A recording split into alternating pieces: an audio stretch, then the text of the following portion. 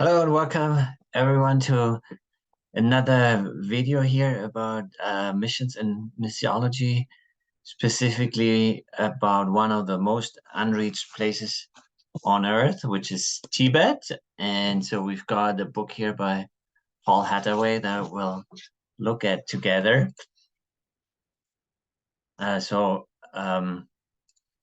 His book Tibet is part of a series that he has published, which is called the China Chronicles, in which he explores the history and also current state of Christianity in various parts of China and various provinces that today are part of China. Tibet, of course, at some point was independent of China and has its own political and cultural dynamics there. But in the China Chronicles, he covers a lot of provinces that have been part of the heartland of China, which is not the case with Tibet. But in any case, let's talk a bit about the author. And so we're talking about Paul Hathaway. He's a native a New Zealander who has dedicated his life to ministering in Asia and is considered an expert on the church in many Asian countries, especially in China. He's the founder and the international director of the organization Asia Harvest, and he's the author of several books, and that's how many people know him, especially as the author of The Heavenly Man, the remarkable true story of Chinese Christian brother Yun.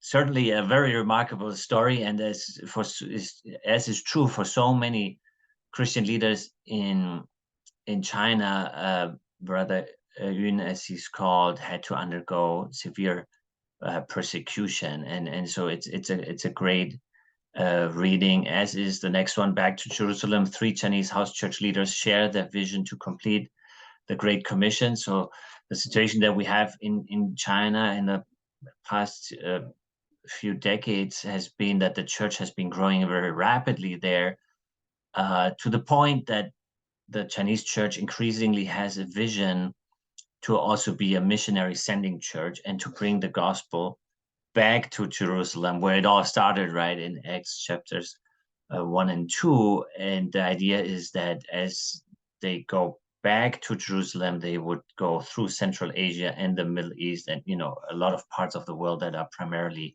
Muslim and very unreached, and that the Chinese believers would make a real contribution to fulfilling the Great Commission. Then there's an Asian Harvest, an autobiography, so where Paul tells his story and how he received a vision. I think it was in the early 1990s in Nepal, to focus on Asia as his field of ministry. And then we have Operation China, which is, of course, inspired by the famous book Operation World, which presents all the countries of the world and describes their political, economic, and spiritual situation with an invitation to pray for these countries. And what Operation China does, it focuses on the nation of China. But of course, in a country as large as China, there are many ethnic ethno-linguistic people groups that live there, and so in this book they are all presented.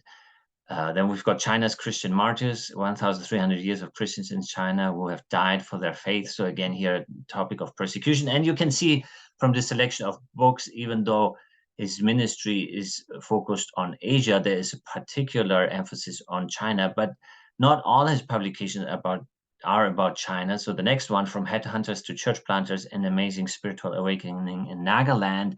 I haven't read that book myself, but I've been to Nagaland myself, and it's a part of India, in the northeast of India, that is majority Christian. So a very fascinating story to read about for sure.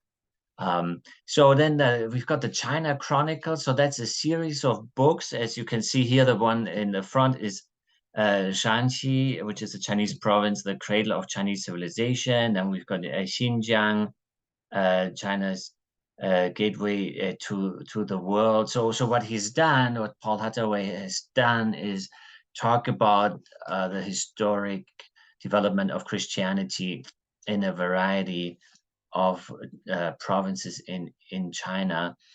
Um, and when we look at China, what we see here, and this is a map from his ministry from Asia Harvest, that Christianity has had some important breakthroughs in some parts of China, right? So some parts on the East Coast have a high percentage of Christians, which you can see here on the map in dark colors, as do some parts in the South.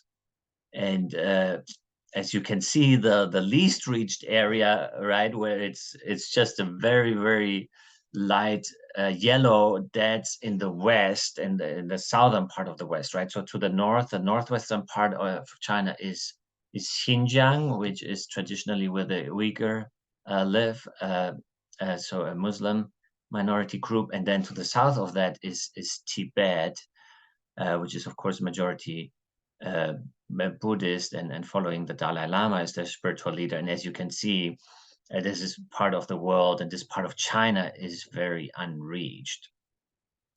And so Paul Hathaway has written about different parts of China, and the number 4 in the series is about Tibet. And when I got my copy of the book, it was just called Tibet, and then with the subtitle Inside the Greatest Christian Revival in History. And then the series was called, or is still called, the China Chronicles. So here now, as you can see on this picture of the book, they have modified that a little bit. Now we have Tibet as the title, and the subtitle is The Root of the World. And then we've got the China Chronicles as the series with the subtitle Inside the Greatest Christian Revival in History. And with the map that I have just shown, I think this was a good choice, right? To demonstrate that Tibet, of course, is known as the root of the world, but it's not necessarily known as a place of a great Christian revival, right? Because there has never been a widespread revival in Tibet up to this point, and the percentage and the number of believers remains rather low in Tibet. So I think that's a good choice here, and it's a fascinating book that I recommend for everyone to read. Certainly, people who are interested in China or who are interested in Tibet, of course, but just also for believers in general, because it's a inspiring and challenging read to read about how difficult it often was to bring the gospel to Tibet, and how God has been at work against all odds. So here's a reviewer on Amazon who writes about this book. I had only a vague knowledge of Tibet and of the progress of Christianity there when I picked up this book. Paul has masterfully documented the amazing history, not only of Christianity, but of the living Jesus building his church in Tibet, saving lives and doing wonderful things. So many thrilling, miraculous testimonies. This is a compelling read. This book will light a fire in your heart for Jesus. And I think one of the strengths that this book has is that it paints a realistic picture of Christianity in Tibet. So, right, so Hathaway is certainly excited about how the church has grown in Tibet, but he's also realistic about the fact that spreading the gospel continues to be an uphill battle in this part of the world. For example, he points to the dangers of false reports, such as happened in 2016 when an organization claimed that 200,000 Tibetans, including 62 Buddhist monks, had decided to follow Jesus Christ, which of course would be wonderful if it was true, but it's not true, right? And he writes about that on page 220 of his book. The fact is that no credible field workers believed the account or could locate the supposed 200,000 Tibetan converts. So Hathaway, he's aware of the realities in a place like Tibet. And here I'm giving you some more of the content of the book. So in the beginning of the book, he gives us a historical overview of the first Christians that reached China, were the Nestorians and some early Roman Catholic missionaries. And then, of course, the Protestants and evangelicals came later. And so in his book, there are many biographical sketches of missionaries, especially of missionaries that have gone there in the last 100, 200 years or so. So we read about missionaries like Annie Taylor, who was the first Western woman to ever go to Tibet, Sundar Singh, a missionary from India, and George Patterson, who was quite an eccentric figure, apparently. One of the highlights in the book, I think, is the story of the Tibetan Bible, which is chapter 20 in the book. It's just amazing to read how long it took to translate the Bible into Tibetan and to publish it, how difficult it was, and how, in the end, it did all happen, and it did all come together. And it's somewhat of a microcosmos of what the whole book is like, right? That there's great challenges in doing missionary work in Tibet, and in the midst of these great challenges, there are also great victories that can be celebrated over time in the midst of all the suffering and the sacrifice that was necessary to make it happen. There are several chapters that are describing a whole decade in Tibet's history, starting from the 1880s to the 2010s.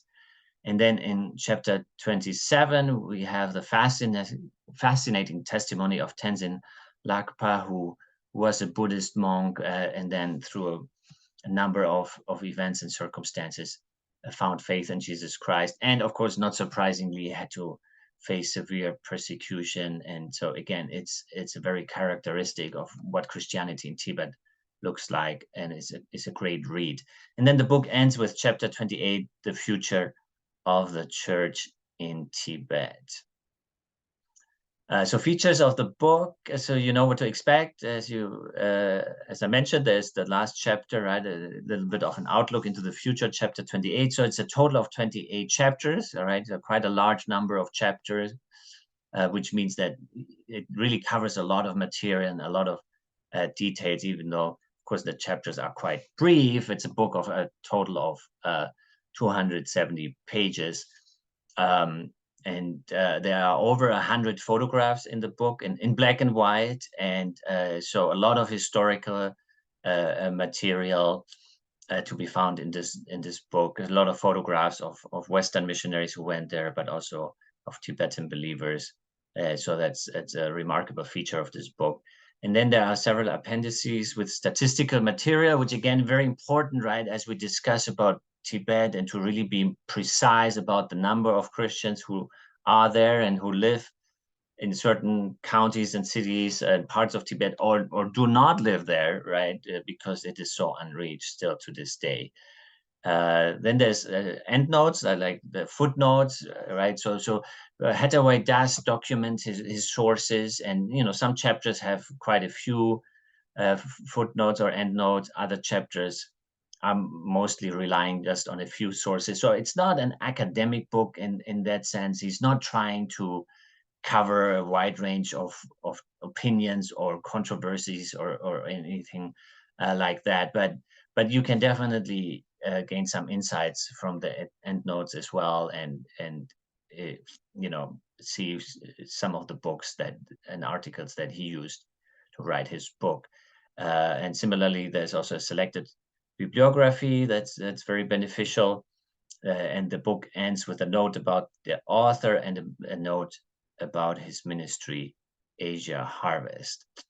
And with that, I want to thank you for your interest. Please let me know if you have any questions or comments. I look forward to hearing from you, and to growing this channel, this YouTube channel. So I hope to do more and to be posting and uploading videos regularly. And I just want to thank you for being part of this journey.